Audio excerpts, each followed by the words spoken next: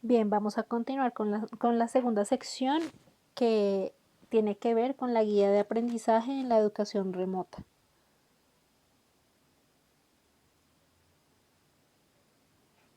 Para comenzar vamos a establecer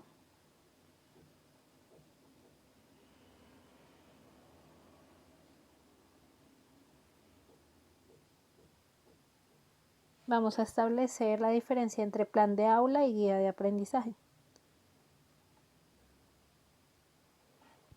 Entonces, la planeación de aula o el plan de aula es una planificación de clases en la que especificamos la secuencia de actividades previstas para un periodo específico, y lo que se pretende allí es conseguir los objetivos fijados en en planes anuales de área, en planes de estudios y también en el PEI de la institución educativa.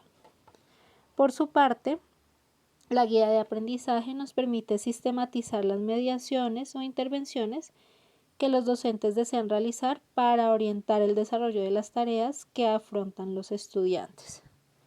En ese orden de ideas, la guía de aprendizaje se convierte en una herramienta valiosa de motivación y apoyo, y se convierte en una pieza clave para aproximar el material de estudio al estudiante a través de diversos recursos didácticos que pueden ser explicaciones, ejemplos, comentarios, esquemas y otras acciones similares a la que realiza el profesor en la clase, de acuerdo a Aguirre 2004. Es decir, que la guía de aprendizaje se convierte en una mediadora de los recursos y también en una gestora de las interacciones entre docentes y estudiantes. Es decir, que toma un papel relevante en el medio de comunicación, en la forma de comunicación que se utiliza para realizar la gestión de las personas de la que estábamos hablando anteriormente, en la sección anterior. La guía de aprendizaje tiene ciertas características. La primera de ellas es que tiene un papel orientador e integrador. Es decir, que la guía de aprendizaje nos permite organizar y sistematizar el aprendizaje, nos permite entablar una interacción entre los materiales educativos y los estudiantes, y también nos permite organizar y estructurar las consignas escritas para que los estudiantes lleven a cabo sus actividades de aprendizaje. La segunda característica es que contiene una actitud conversacional con el estudiante. Es decir, que incentiva el interés por el aprendizaje porque es capaz de captar la atención del estudiante. Aquí se recomienda que el uso del lenguaje sea muy cercano al estudiante y en lo posible que sea en segunda persona.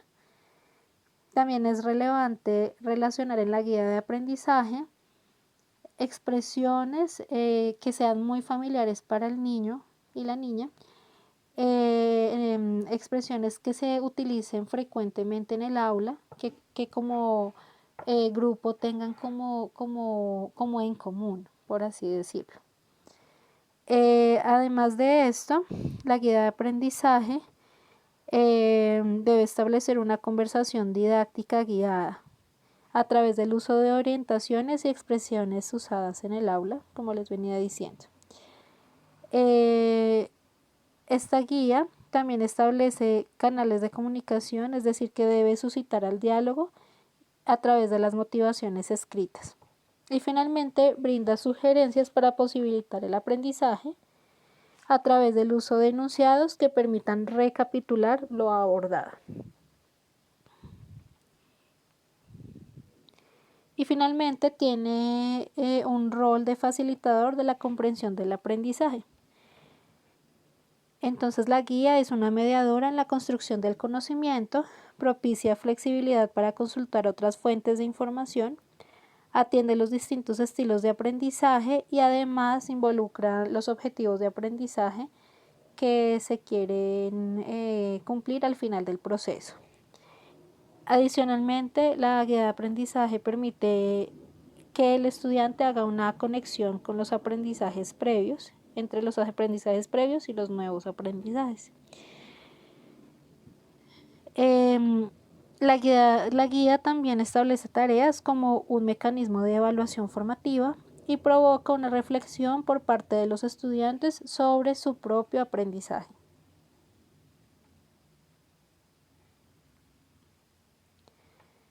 Bien, aquí quiero presentarles una estructura de la guía de aprendizaje. Es una propuesta que desarrolló el programa Todos Aprender, sin embargo, pues se sabe que ustedes ya tienen unos acuerdos con respecto a esta estructura. Este ejemplo que les voy a mostrar lo que busca es enriquecer de alguna forma esos acuerdos que ustedes ya tienen. Puede ser que aquí en la estructura se llame, por ejemplo, esta sección ¿qué voy a aprender? Pero ustedes la llamen de otra manera. No hay ningún problema. Bien, entonces en este ejemplo que les voy a mostrar, la guía de aprendizaje tiene una introducción, unos datos generales, una sección de qué voy a aprender, lo que estoy aprendiendo, practico lo que aprendí, cómo sé que aprendí y qué aprendí.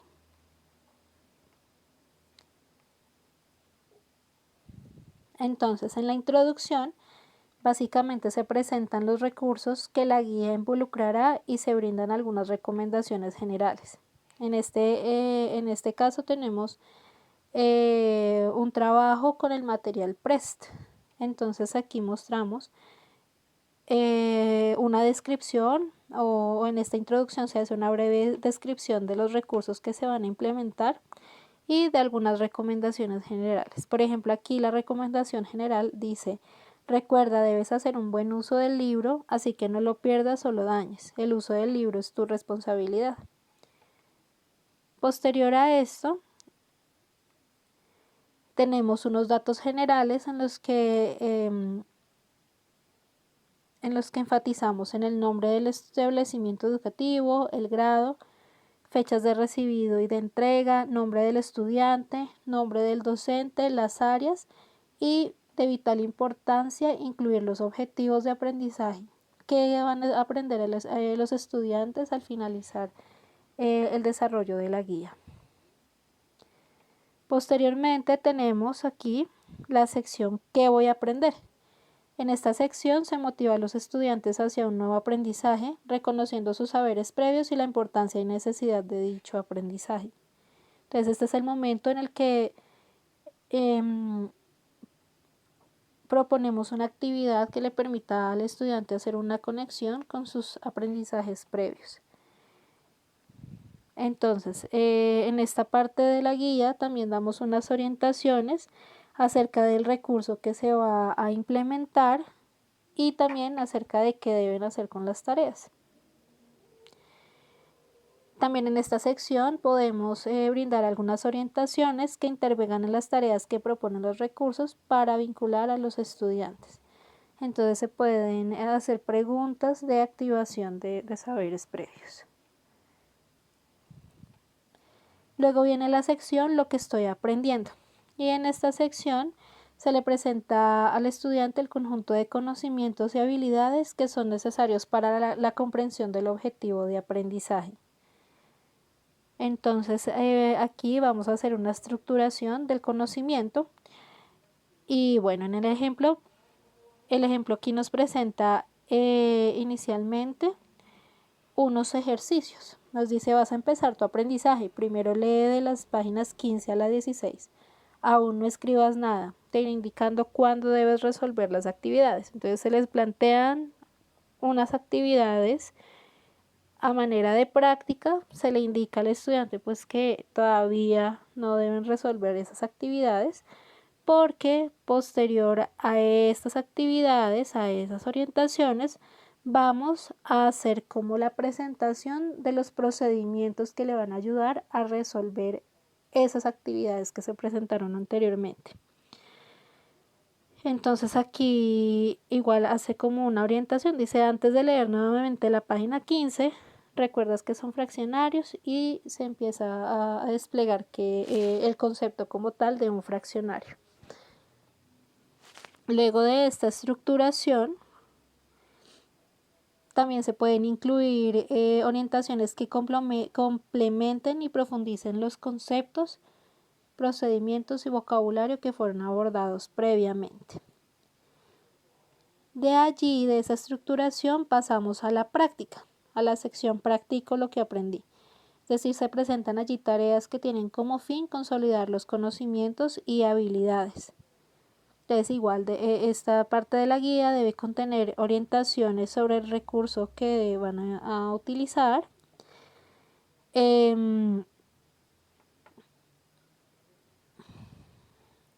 Luego presenta como ya los ejercicios de práctica y finalmente dice que o propone que haya unas orientaciones que intervengan en las tareas con niveles de complejidad y que permitan verificar que resolvieran correctamente las tareas. ¿A qué hace referencia esto? A que es necesario que en nuestra guía de aprendizaje haya una sección de realimentación en la que los estudiantes puedan verificar que sus resultados, en este caso los resultados que concluyeron, sean correctos o incorrectos. Esto es muy importante porque ellos pueden allí a través de esa retroalimentación o realimentación hacer como una valoración en tiempo real de lo que están ellos realizando en esa práctica. Entonces se da como una realimentación, se dan las respuestas y se dan como unas recomendaciones. Por ejemplo, si la suma no te dio este resultado, revisa el procedimiento. Recuerda que el procedimiento es este y este. Eso es lo que se incluye allí en esta parte de retroalimentación. También se pueden incluir tareas con diferentes grados de complejidad para aquellos estudiantes que de pronto necesitan practicar y afianzar los conocimientos. Luego pasamos a la sección ¿Cómo sé que aprendí? Y esta sección sí nos va a permitir evaluar las comprensiones y desempeños que los estudiantes adquirieron. También nos permitirán recoger evidencias de los aprendizajes, identificar los obstáculos didácticos y valorar la calidad de la guía. Entonces, básicamente se proponen aquí actividades que permitan evaluar los niveles de comprensión de nuestros estudiantes. Y luego tenemos la sección ¿Qué aprendí? Allí se presentan tareas que tienen como fin hacer seguimiento continuo del proceso metacognitivo de los conocimientos y habilidades que han adquirido los estudiantes. En este proceso metacognitivo se indaga a los estudiantes acerca de qué dificultades tuvieron, qué facilidades tuvieron, cómo pudieron, cómo realizar las actividades, qué les funcionó, qué no les funcionó. De eso se trata el proceso metacognitivo. Es reflexionar acerca de cómo están aprendiendo, de cómo aprendieron ese aprendizaje.